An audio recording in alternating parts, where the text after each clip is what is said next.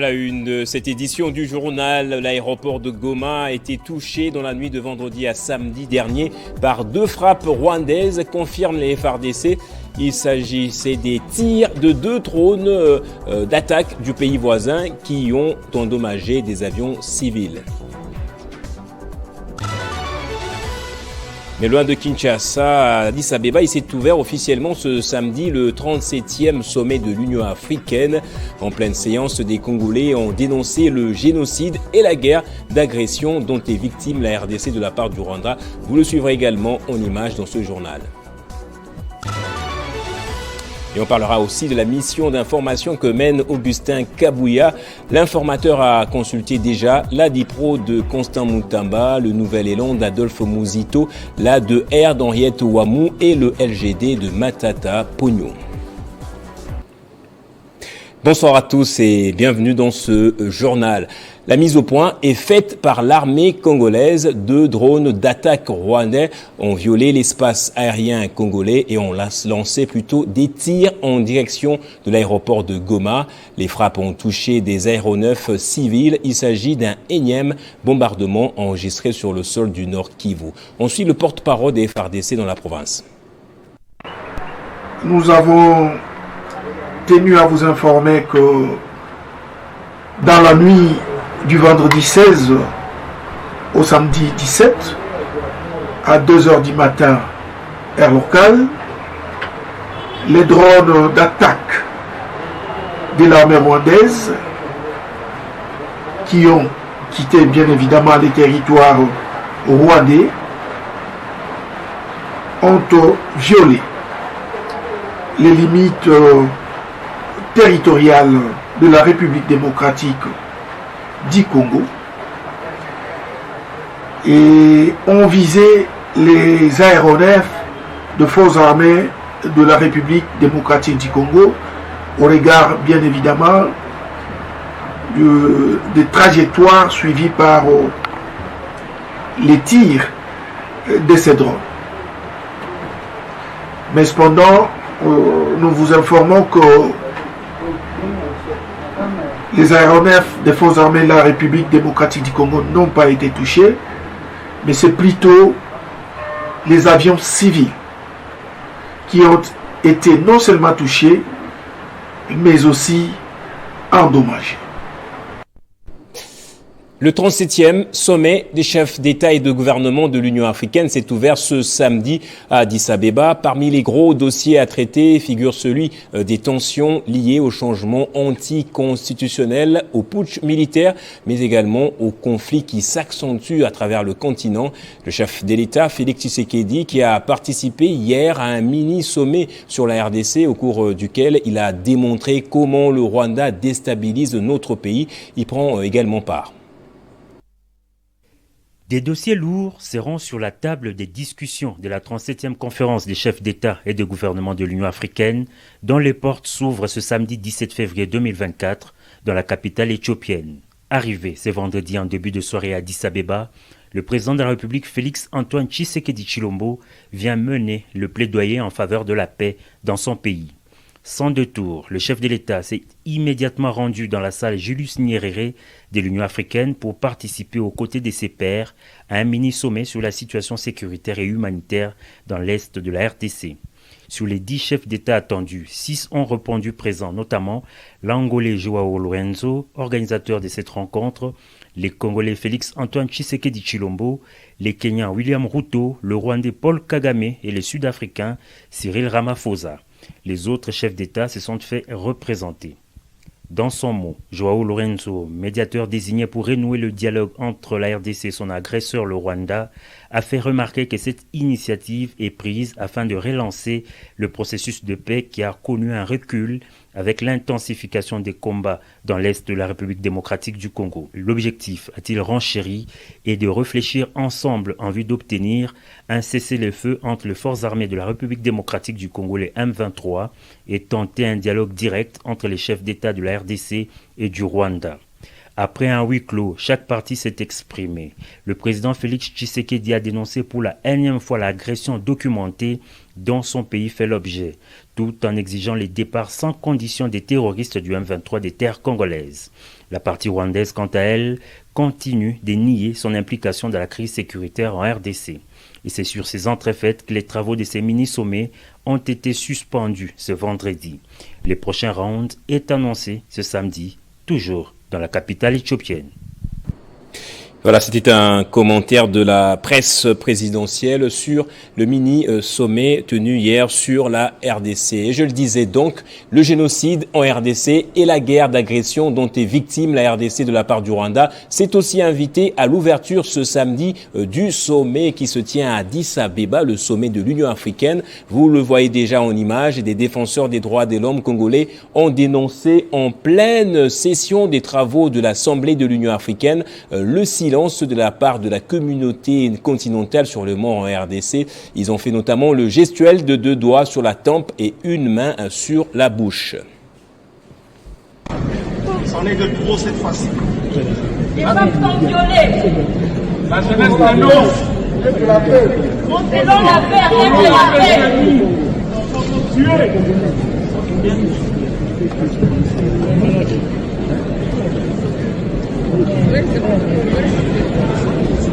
Tu vois, les jeunes sont bien organisés.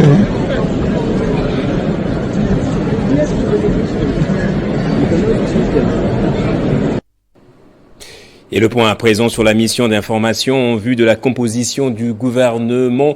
L'informateur consulte depuis hier soir, soit au lendemain de son point de presse tenu à Hilton Hotel. Parmi les formations politiques à défiler devant lui, l'opposition républicaine ou la DIPRO de Constant Moutamba, la délégation d'Adolphe Mouzito et la délégation de l'ADR conduite par Henriette Ouamou. Le candidat malheureux à la présidentielle et député national a plutôt encouragé le dialogue et a présenté ses desiderata aux facilitateurs et à l'informateur. Nous avons été invités dans le cadre des consultations que son Excellence Monsieur l'informateur du gouvernement a lancées, conformément à l'article 78 alinéa 2 de la Constitution et sur la base de la décision du président de la République, le nommant en qualité d'informateur en vue d'identifier la nouvelle majorité qui devra gouverner la République pendant ce quinquennat.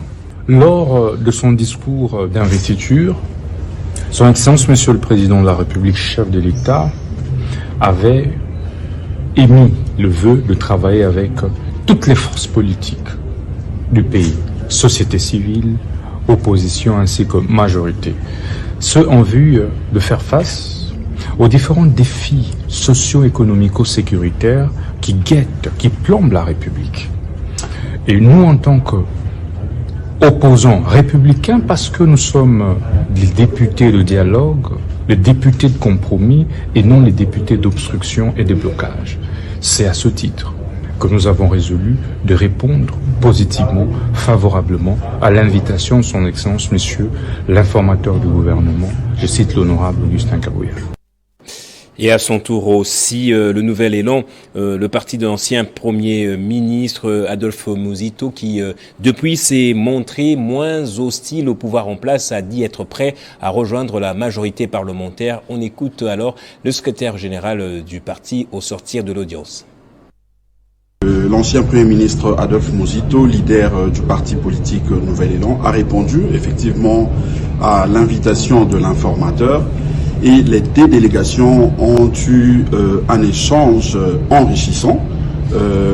L'ancien Premier ministre Adolphe Mouzito et sa délégation du Nouvel Élan ont présenté justement ce qu'ils ont en termes de réforme, c'est-à-dire ils ont esquissé le programme que l'ancien Premier ministre avait présenté pendant toute la période de la campagne électorale.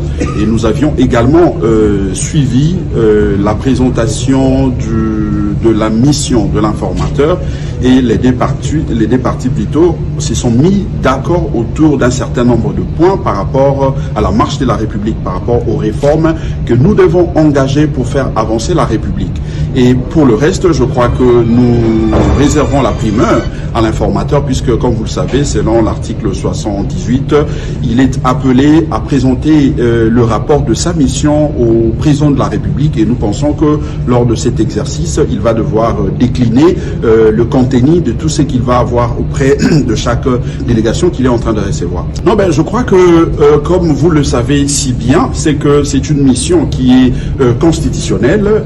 Nous étions allés aux élections, il n'y a eu aucun parti politique, moins encore un regroupement qui a pu obtenir une majorité absolue, ce qui fait que le chef de l'État ne pouvait que passer par un informateur pour pouvoir matérialiser une coalition qui doit mettre en place une majorité parlementaire, laquelle va lui permettre d'avoir un instrument. Et l'instrument ici, c'est le gouvernement qui va lui permettre justement de matérialiser sa vision.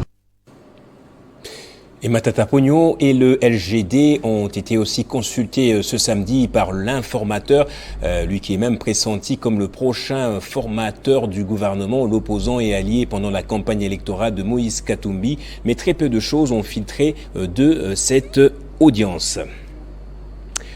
On parle d'autre chose à présent en justice. Après la formation de plus de 2000 magistrats, place à présent au renforcement d'outils et équipements de travail. Ce samedi 17 février, la cérémonie de remise des toges aux nouveaux magistrats s'est tenue dans la salle Liaou de la Cour de cassation à Kinshasa et avait pour but de accentuer la réforme de la justice congolaise.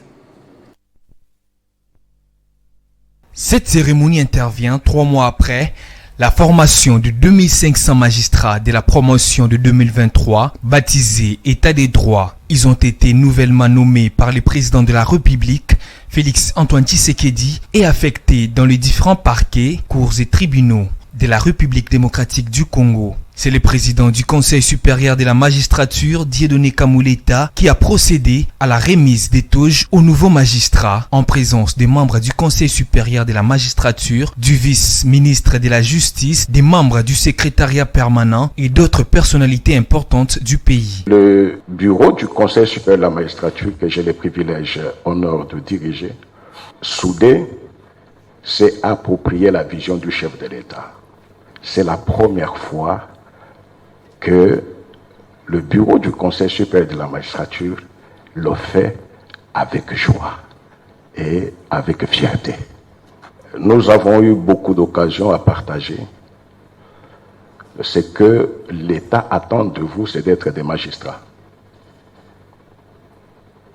Vous n'êtes pas venus pour vous enrichir ou pour être des stars, mais vous êtes venus pour rendre service à la nation et faire en sorte que cette nation, qui vous rend beaucoup, ne tenez personne ou ne marchez sous l'ombre de personne, marchez sous l'ombre de la Constitution, des lois et des règlements de notre pays, vous réussirez. Cette dotation fait partie des outils de travail que le gouvernement congolais a prévus dans le cadre de la renforcement de la justice congolaise. Tous les nouveaux magistrats, même ceux qui sont à l'intérieur du pays, ont droit à cette dotation. Et dans la province du Maniema, la police mène à bien sa mission de protection des personnes ainsi que de leurs biens, rapportent les personnes sur place. Le commissaire provincial de la police Maniema, le général Elvis Palanga Nawej, a lui tenu une parade où plusieurs inciviques ont été présentés au public. Clairon, commissaire provincial. Il donne l'impression d'être partout au même moment dans tous les coins de la province du Maniema par sa façon de travailler, arrêter les vrais criminels. Lui, c'est le général Elvis Palanga Nawej, commissaire provincial de la police du Maniema.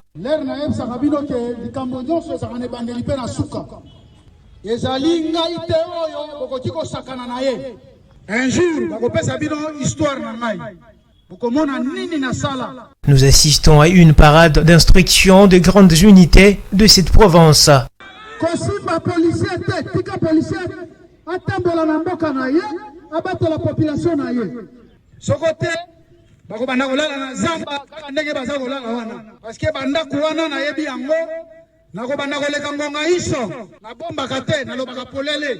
Il fait tout avec motivation et donne à ses collaborateurs le goût de servir avec abnégation la nation congolaise partout où vous avez des responsabilités. Il faut respecter monsieur un Congolais intouchable à salité.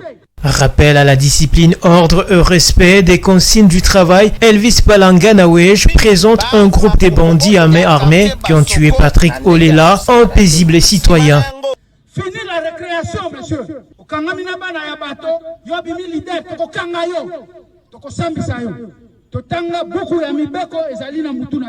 La population du Maniema est appelée à continuer la collaboration avec la police car la sécurité est une affaire de tous.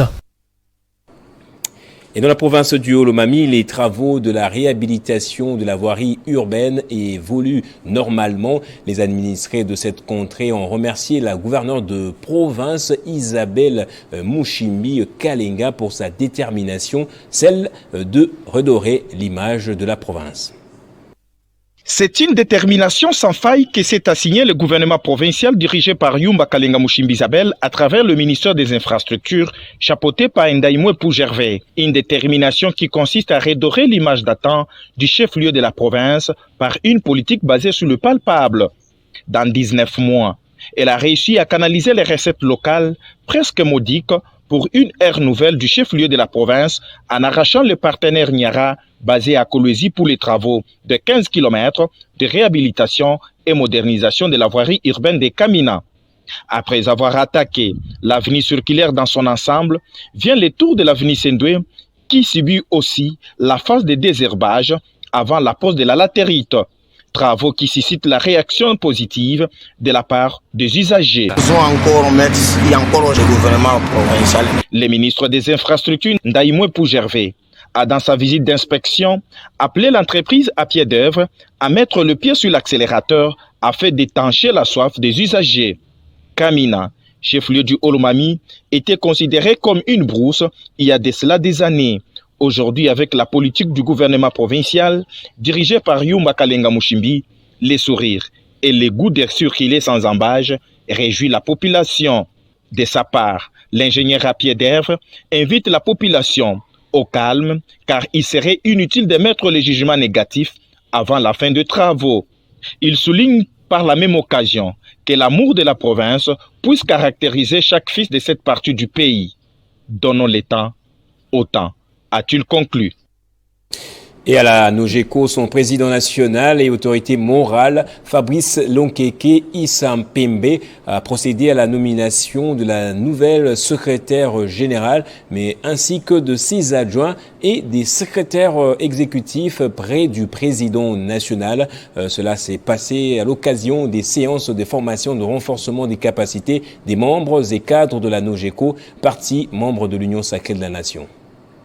Nogeco, viva! Viva! Nogeco, viva! Viva, viva, viva! Cette formation a duré 3 jours à Kinshasa. Elle a été clôturée vendredi 16 février courant par Fabrice Lonkenke Isapembe, surnommé Bakundulu Bafitantaka. Pendant ces séances des 3 jours, les participants ont été formés intensivement sur l'idéologie de la Nogeco, la loyauté, le leadership, le fonctionnement des cadres au sein d'un parti politique, la communication politique, la mobilisation et l'adhésion des membres, la gestion des ressources financières, l'administration, l'organisation et les fonctionnements d'un parti politique. Nogeco tobongisi ndenge nini tokotambwisa parti na biso pendant 5 ans oyo tokoimplante parti na biso na RDC mobimba tokolakisa baanimateur nyonso mpe ya parti idéologie ya Nogeco eza nini, organisation et fonctionnement ya Nogeco, politique ya Nogeco eza nini mpe politique elakisi nini mpe totalisi bakambi ya parti l'institution se peut en mboka ndenge etambolaka. Les programmes de ces formations ont été animés par des intervenants expérimentés et des experts en la matière, suivis des ateliers animés par des présentations dynamiques, interactives et des sessions de travail en groupe. À la clôture de ces 3 jours de formation, 2 brevets d'honneur ont été décernés au président national, Fabrice Lonkenke Isapembe Bakundulu Bafitantaka, et à la secrétaire générale, Paola Kourara Chirezi. Les brevets de mérite aux formateurs et les brevets des formations aux participants à la formation. Viva! Viva! Viva! Omer Igouaké, au cadre du parti politique Action pour le bien-être communautaire, membre du groupement politique Alliance des acteurs attachés au peuple du haut représentant du chef de l'État, Tony Kankou Chikou, poursuit sa tournée de réarmement moral de la population du quartier Yolo dans la commune de Kalamou, sa base de Kinshasa. L'objectif est de soutenir le chef de l'État et sa vision pour le pays après les élections qu'il a remportées. Au cours de cette deuxième journée de la tournée des réarmements moral de sa base de Yolo, Omer Igouaké a sensibilisé la population sur le respect et la considération de l'autorité établie au pays selon les prescrits bibliques. Le chef de l'État Félix-Antoine Tshisekedi Tshilombo mérite donc respect et considération, a-t-il fait savoir dans son speech. Soutenir le chef de l'État avant, pendant et après les élections, tel est le mobile poursuivi par Omer Igouaké et son regroupement politique AAP, Alliance des acteurs attachés au peuple, de Laurent Batumona, avec l'appui du haut représentant du chef de l'État, Tony Kankou Chikou. Il a beaucoup de défis devant lui. Il n'a pas été élu pour l'opposition ou pour la majorité. Comme je l'ai souligné, je suis obligé, comme un membre d'un regroupement qui le soutient, l'alliance des acteurs attachés au peuple, du haut représentant du chef de l'État, Tony Kankou Chikou, d'apporter notre soutien au chef de l'État. Mais la Bible dit que toute autorité vient de Dieu. Moi, je suis un homme de Dieu, je ne peux pas aller travailler avec une autre personne que Dieu n'a pas envoyée. Dieu, aujourd'hui, nous a donné ce secret, il faut travailler avec lui. Sinon, on sera maudit. Donc, moi, je suis prêt à 1 million de %, sans frais, à aider le chef de l'État, Fachi Félix-Antoine Tshisekedi Tshilombo. Je suis quand même Edouard Omer, mon cousin. Il a également justifié son choix au sein du regroupement politique AAP. Au cadre du parti Action pour le bien-être communautaire, ABC en sigle, du professeur Michel Bongongo, Omer Igouaké réaffirme son soutien au chef de l'État, Félix-Antoine Tshisekedi, et à son haut représentant, Tony Kankou Chikou. Omer Igouaké milite également pour redorer l'image ternie du quartier Yolo dans la commune de Kalamou, sa base de Kinshasa.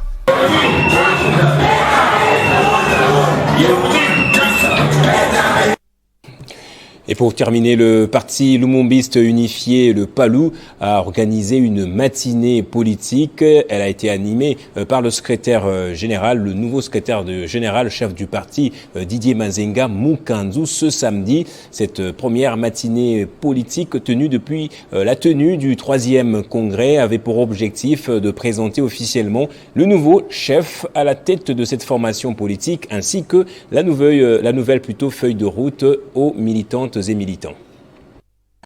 Après le 3e congrès qui s'est tenu le 30 janvier dernier à Notre-Dame de Fatima, qui avait pour objectif de combler les vides à la direction du parti. Congrès qui avait élu Didier Mazenga Mukanzu, secrétaire général, chef du parti. Le parti lumumbiste a, au cours de cette matinée politique, profité de l'occasion pour présenter les nouvelles autorités du parti, en commençant par le secrétaire général, chef du parti, Didier Mazenga Mukanzu, qui lui également, revêtu de cette qualité, a nommé les nouveaux acteurs au sein de cette formation politique. Il était aussi question de démontrer les pouvoirs du 3e congrès tenu en janvier dernier et présenté aux militantes et militants, chefs d'organes des bases, la nouvelle feuille de route. Explique le secrétaire permanent et porte-parole du parti, Robert Ngambi. Informer les militantes et militants de l'opportunité du pouvoir de ce 3e congrès, également établir la feuille de route, la vision du secrétaire général, chef du parti camarade Didier Mazenga Mukanzu. Il s'est donné comme principe que ça nous doit là, tout l'anima. C'est ça sa vision solidaire. Et donc la matinée de ce samedi avait comme point principal de pouvoir donner cette information et présenter les autorités du secrétaire général du parti, l'application, et ça va se poursuivre à travers la vie. Cette grande messe politique était aussi l'occasion de rassembler tous les militants et cadres du premier parti de la République démocratique du Congo et 2e en Afrique après l'ANC de Nelson Mandela. C'est le rappel des titres à présent. L'aéroport de Goma a été touché dans la nuit d'hier dernier par 2 frappes rwandaises, ont confirmé les FARDC. Il s'agit des tirs de 2 drones d'attaque du pays voisin qui ont endommagé des avions civils. Mais loin de Kinshasa, à Addis Abeba, il s'est ouvert ce samedi officiellement le 37e sommet de l'Union africaine. En pleine session, des Congolais ont dénoncé le génocide ainsi que la guerre d'agression dont est victime la RDC de la part du Rwanda. Et Augustin Kabouya poursuit sa mission d'information dans la capitale. L'informateur a consulté déjà la DIPRO de Constant Moutamba, le Nouvel Élan d'Adolphe Mouzito, la de R d'Henriette Ouamou, ainsi que le LGD de Matata Pogno. Et c'est par ici donc que va se refermer ce journal. Merci à vous tous, madame, monsieur, de l'avoir suivi. L'actualité reste en continu sur votre chaîne.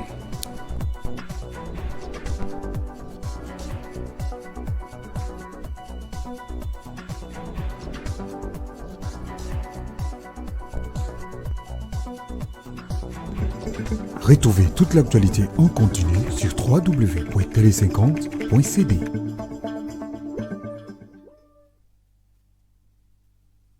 Communiqué nécrologique. La grande famille de Eli Stanis Badimou Kamwina annonce au public le décès de leur père, grand-père, arrière-grand-père, survenu ce mercredi 14 février 2024 à 18h. En attendant la suite des obsèques de l'illustre disparu, le deuil se tient à la résidence du défunt, située sur avenue de la Révolution, numéro 1291, dans la commune de Limete, non loin du centre commercial. La famille